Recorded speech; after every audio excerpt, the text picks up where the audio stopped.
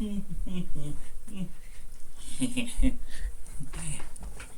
everyone, if you couldn't tell, we're doing a book review. We got all the secret projects from the year of Sanderson right here, and we're gonna have fun trying to rank them based on my opinions now that I've finally finished the last one of the series, and then we'll sit here and discuss this. But maybe, for something as amazing as this, maybe I shouldn't just be, throwing myself around for it, even if I do got the right attire for this. But maybe we need to try a little more sophisticated approach, so just give me a second, maybe we can do something to improve that. Good evening. Welcome to this very sophisticated review of the year Sanderson books. So go ahead, grab yourself your favorite mug of whatever it is that you drink, and we'll get right on into this. So let's briefly go over all of the overall stories, just as a brief summary of what we're dealing with. And even though I'm going to put some more work on myself for editing these, maybe I can add some nice calm jazz music to increase and improve the mood. Anyways, so 4 books, because Brandon Sanderson is psychotic in that way, but I do not fault him regardless, because more for me to read, and I love reading. They came out quarterly, and it's been just the biggest pleasure for me to be able to read these. So, first, we got Tress of the Emerald Sea. The story of someone who risks their entire life for the sake of someone that they love.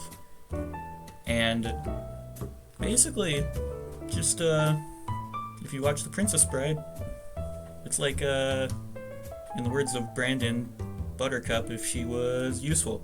So yeah, take that how you will.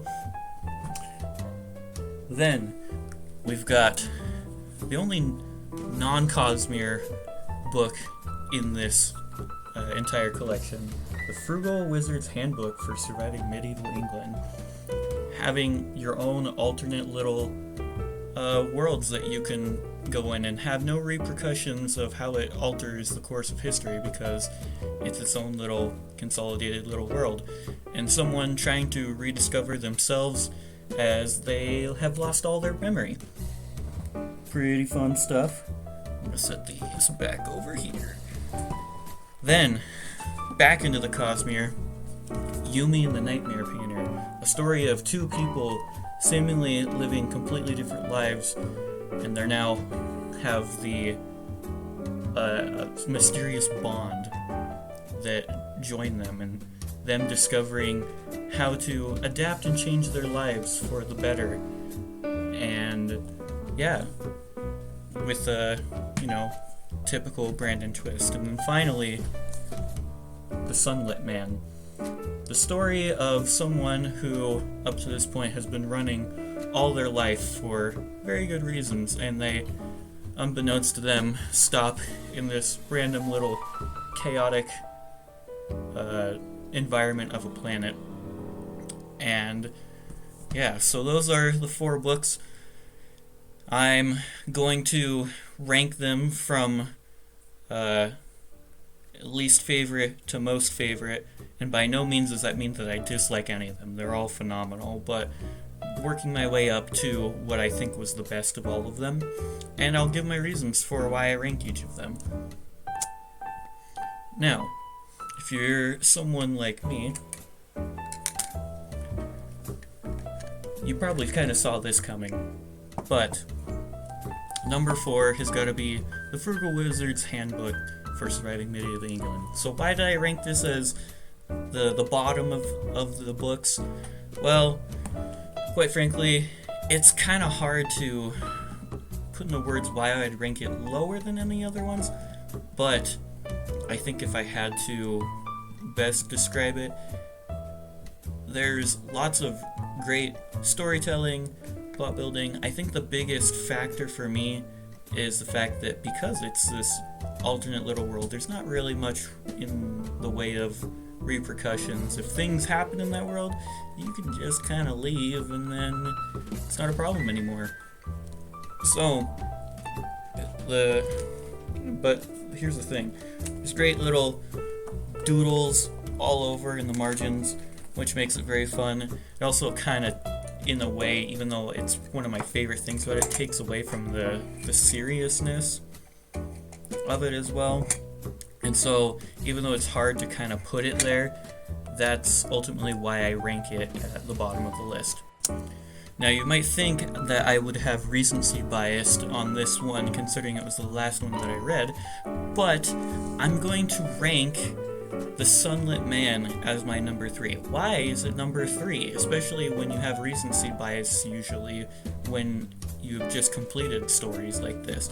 Well, to put it simply, it felt like towards the beginning of the book that it was driving towards one specific direction, and you got to that about halfway through, and so it felt like it wasn't as cohesive in a way because of it, which is really strange because everything does come together in the end, but you don't realize, it's hard to understand how it's supposed to play out when you don't really have everything there to kind of lead you to it. And usually you can kind of see when something happens, everything that's pointed up to that, and you don't really get that much with this book, which is why I've got to rank it as my number 3.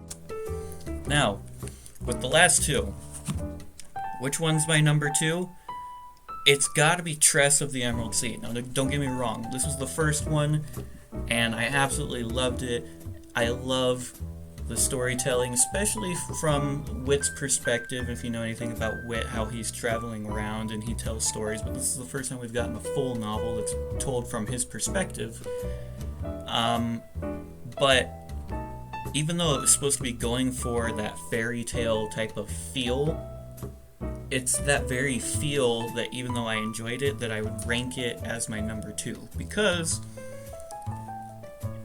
I don't know, maybe it's just because it's something that's usually not something I'm driven towards, but it was really fantastic, and that's really the only reason that I have to put it at my number 2, is just that for storytelling purposes wise, that I feel a little more invested and I don't read it from that childlike whimsy perspective if its dialogue isn't in the way that it is. So that's why I gotta rank that. So, with that being said, why is Yumi the Nightmare Painter my number 1? Plain and simple, it has a lot of elements of things that I really enjoy. There's a lot of influence from like Japanese culture, things like that, things that I think is really interesting to know about. There's a lot of mystery that goes behind that, and for a lot of the things that I described why there's problems with the other books, yeah, everything from the very beginning is leading up to the things that you get in the end of the books. And so because of it, it's super fun, from the fast-paced moments to just your typical everyday life moments are all very enjoyable, and they tell this complex story that you feel like you're on the brink of figuring out what's going to happen, and yet it tells you something completely different, while at the same time still having the little things that should lead you towards that, but you might kind of misinterpret it. I don't know. I love it when you get stories like that where there's the foreshadowing for that thing to happen,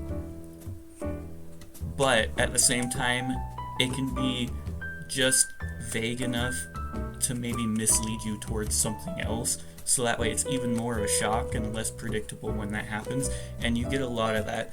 And not that the art has anything to do with the influence in my decisions with some of that stuff, but like, look at that.